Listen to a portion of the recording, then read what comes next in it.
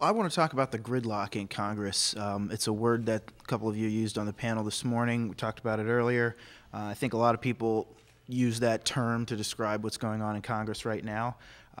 Both Mr. Kovac and Mr. Carney, you've talked about your efforts for bipartisanship today and in previous meetings. But it seems like when it comes to the biggest issues of the day, like federal spending, tax cuts, and who gets them, it doesn't give people a lot of hope that these things are going to get resolved. People want to know if you understand the gridlock and what's causing it. So please tell us what is causing this gridlock in Congress. Is it ideology, money in politics? Is it partisanship? And tell us what it'll take to break through this and get to a point where we can make some progress. Our first response on this actually is Mr. Augusts. Go right ahead, sir. Would you please repeat the question? It's a two-part. Someplace else for a minute. Certainly, it's a two-part question. Okay. Do you understand? Can you articulate what's causing gridlock in Congress, and can you tell us when and how it's going to need to change? Well, first off, you're not going to get rid of the corruption in Congress, not unless you completely vote them all out. We need new thinking. They're stuck in an old economic model, an economic based on oligarchical control, and also, too, the monopolization of the whole financial process for special interest. It is not free market. There's no such thing as a free market if it ever existed. Everybody has a cost and pays something in their life. And the current part economy is that the way Congress is run, that is never going to go away. I'm only one person from Delaware, like the rest of these gentlemen are, and I can only do so much. But one thing I will not do, I will not give corporate subsidies. I will do everything I can to rebuild our countries back to a civil society instead of this dog-eat-dog economic nonsense. That's the time, Mr. August. We'll come back on this one, though, certainly. Mr. Kovac. There is absolutely gridlock in Congress, and that is caused by paying more attention and caring more about partisan interest, about your party, about party control, and about party positioning rather than the people that you serve. You know, I heard Congressman Carney throw the R word out a lot today. The Republicans in Congress this, the Republicans in Congress that. But yet we hear he tries to reach across the aisle. Well, you know, we need more than a congressman who attempts to reach across the aisle or who does breakfast with Republicans. What we need is somebody to stand up in the middle of the aisle and bring their colleagues with them. I'm not just going to reach across the aisle and have friends in the Democratic caucus. I will stand up to my Republican caucus, as I have in the State House and as I have as County Council President. Stand up to my own party, set that example, and break this partisan rhetoric that we're facing. I understand why Congressman Carney is stuck in the Democratic mode because he spent 20 years working his way up through the party. I have not. I'll bring that fresh perspective to D.C. Mr. Carney. Didn't sound very bipartisan to me. Look, I understand what the gridlock in Congress pretty well. It is in part, in fairly significant part, due to significant ideological differences. Just about every member of the House Republican Party has taken the pledge not to raise taxes. Most members, a significant number of members of the Democratic caucus have taken pledges not to cut Social Security or Medicare benefits. The fact of the matter is we have to put those differences behind us to get things done. That's what I've done. I've actually done it, working with Republicans who are very much more conservative than I am.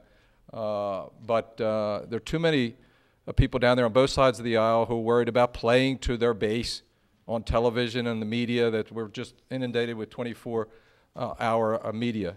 I like to consider myself less of a show horse and more of a workhorse, rolling up my sleeves, working with Republicans to get things done. Thank you, Mr. Carney. Mr. Guesty.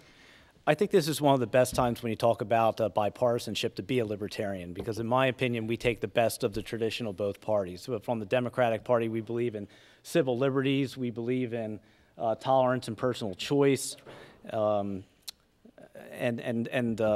on the Republican side, we believe in economic freedom, lower taxes, a robust national defense, but circling back to the Democratic Party, a non-interventionist foreign policy.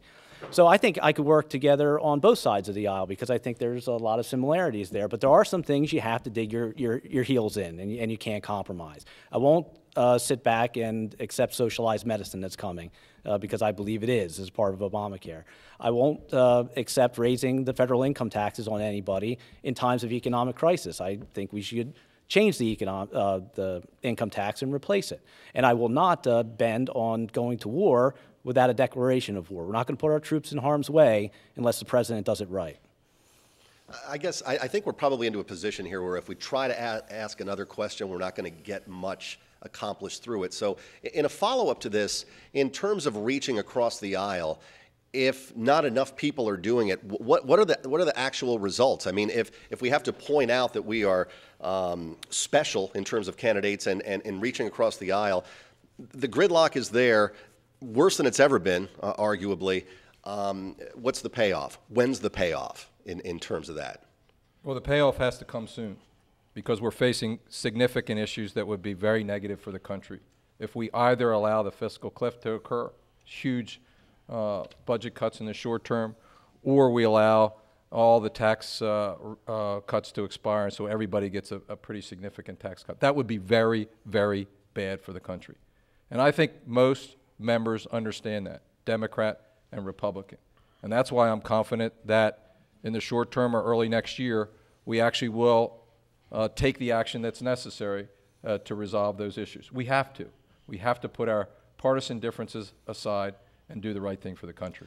I want to let Mr. Guesti and Mr. Kovac answer, but first, Mr. August, obviously you've come forth with some very pointed arguments today. What are your thoughts on reaching across the aisle, playing well with others? Is there a need for that on Capitol Hill that's not there now? Absolutely. It's kind of interesting when you were when I've been part of the occupation in downtown Wilmington. We had a little tent city set up.